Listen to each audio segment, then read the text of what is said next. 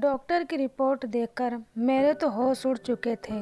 मेरे कुछ भी समझ में नहीं आ रहा था कि क्या करूं। बस दिल कर रहा था कि चीखें मार मार कर ज़ोर ज़ोर से रोऊं। मेरी ऐसी हालत देखकर मेरी चाची जल्दी से मेरे पास आई और घबरा कर पूछा, क्या हुआ निशा? सब ठीक तो है ना? तू इस तरह घबराई क्यों है? तेरे चेहरे का रंग क्यों उड़ा हुआ है? मैं तेरे लिए चाय बनाकर लेकर आती हूँ। मैंने चाची का हाथ पकड़ लिया और अपने पास बैठा लिया। मैं चाची के कंधे पर सर रखकर ज़ोर ज़ोर से रोने लगी। चाची बहुत ज़्यादा डर गई और बोली, मेरा दिल घबरा रहा है, कुछ तो बता, आखिर हुआ क्या है? मैंने डॉक्टर की दी हुई रिपोर्ट चाची की तरफ बढ़ा दी। इस रिपोर्ट में साफ साफ लिखा था कि मैं प्रेग्नेंट हूँ। रिपोर्ट छूटकर चाची के हाथ से नीचे गिर गई थी, क्योंकि एक शादीशुदा औरत के लिए यह जितनी ही खुशी की बात होती है, एक कुंवारी लड़की के लिए यह उतनी ही शर्मनाक होती है। मेरा जी चाह रहा था कि ज़मीन फटे और मैं उसमें समा जाऊं।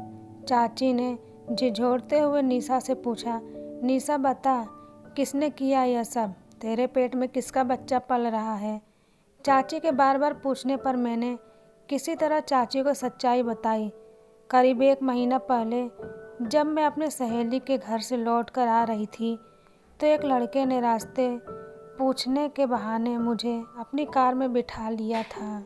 मैं उसका इरादा समझ नहीं पाई। उसके बाद वो गाड़ी को गलत रास्ते पर ले जाने लगा।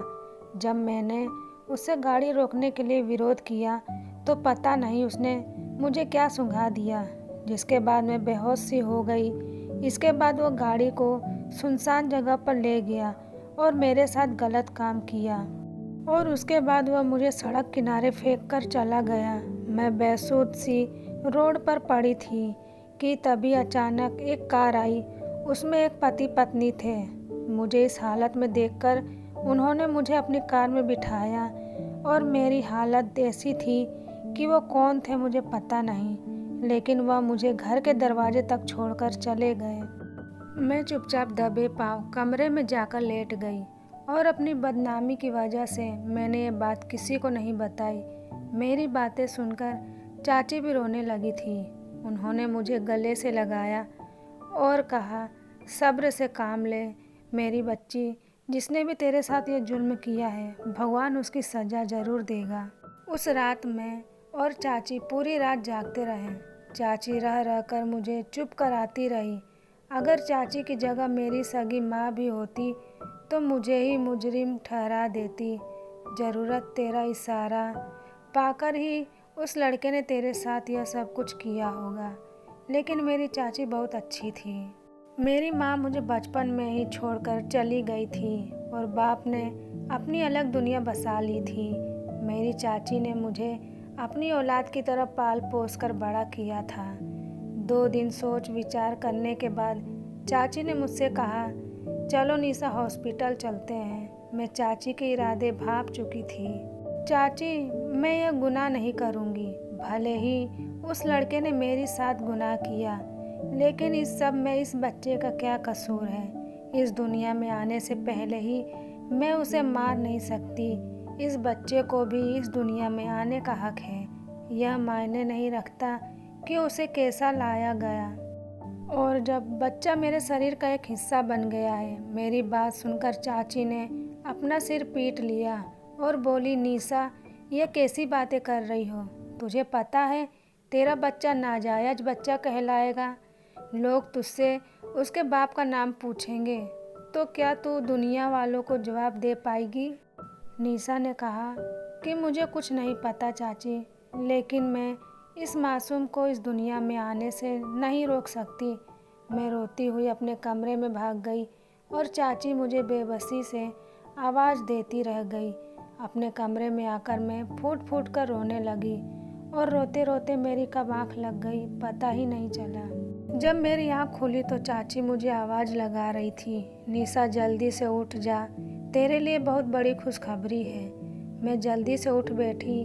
पता नहीं मेरी ज़िंदगी में ऐसी कौन सी खुशखबरी आ गई थी जो चाची इतनी खुश हो रही थी। चाची बोली, निशा, तेरे लिए बहुत ही अच्छा रिश्ता आया है और यह रिश्ता मुझे लगता है कि भगवान की तरफ से भेजा गया रिश्ता है, क्योंकि तू अबॉर्शन कराना नहीं चाहती तो दूसरा रास्ता इससे निपटने का यही है कि तू शादी कर ले।